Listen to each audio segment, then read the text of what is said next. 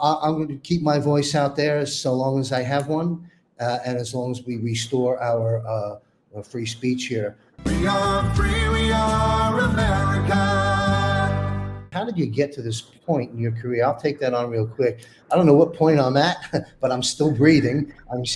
And vertical. In terms of career, and I'm poking fun at your words, but I do understand your question. It's an important question.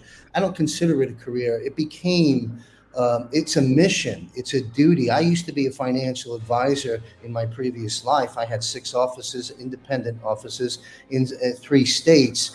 Long story short, I wrote the long version of that in the Trump and the Resurrection of America book I wrote in 2016.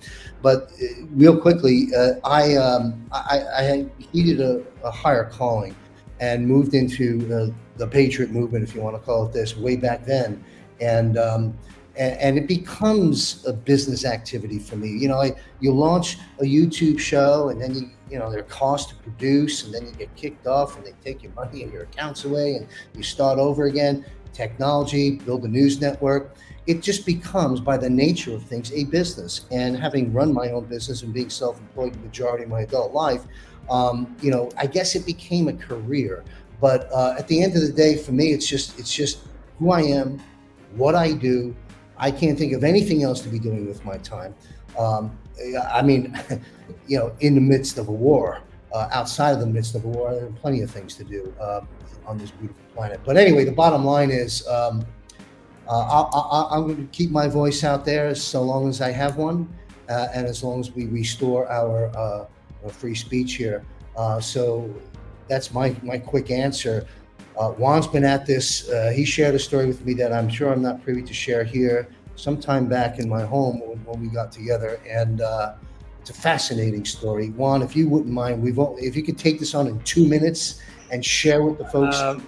Care to share? This, I've had the opportunity to be in the right rooms with the right people oftentimes. And there was a couple of hosts that you know the names of that were friends behind the scenes that would call me and want to know a little background on stuff that I was familiar with and my take on things. And I did that, in the, mid and late 80s, early 90s especially.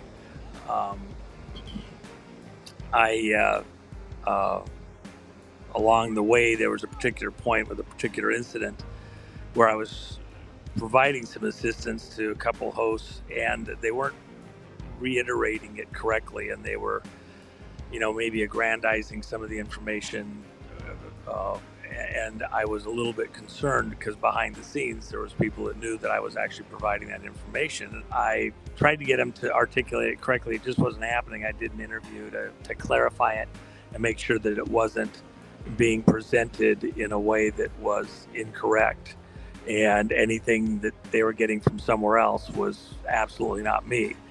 And one thing led to another, and I ended up doing a few interviews, but that was never my intent, other than just being a friend behind the scenes and trying to make sure that information got out correctly. I've been in the background as an advisor on things, at business level and nation state level for quite a while, and so that kind of continues on. And just as a point of order, I've done some appearances around the country. I've never charged anybody to do a show. I've never taken any money to do a show. I don't pay any money to anybody to let me on to do a show. I've not taken any kind of remuneration. I could do plenty of things to make a bunch of money, and there's been times when I've just said I don't want to do it because I don't want the even on business stuff, because I felt that some of the stuff I knew was account mounted insider knowledge, the Bitcoin stuff. Probably could have made a bazillion if I wanted to. I just felt it was not something that I wanted to be part of because I wasn't in agreement with the circumstances and the way that it was being brought about or pushed. And certainly plenty of people around me made amazing amounts of money on it and continue to do so. But I just haven't, I'm not probably wired the same as most people. I am very thankful. One of the things that I was very thankful for all my life, I got to be around some just unbelievable Americans and in amazing positions. And to then kind of have that as a reference, and they didn't do it to make a buck, they did it to make the campsite better than it was when they found it.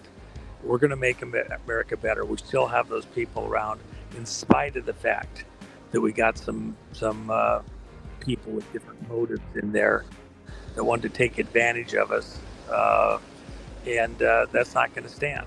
And we will get America back on track. God's behind that, and He won't. His people will not be embarrassed on this. We're going to get it back. So anyway, I hope that answers it a little bit. We are at war. Be sure to join me the first Friday monthly as I cover Battlefield America and the course correction for humanity on the 40,000-foot view with John Michael Chambers. You'll find that at ampnews.us. Information you need to help make sense of the madness. Wake up and step up. May God be with you. We are free, we are America.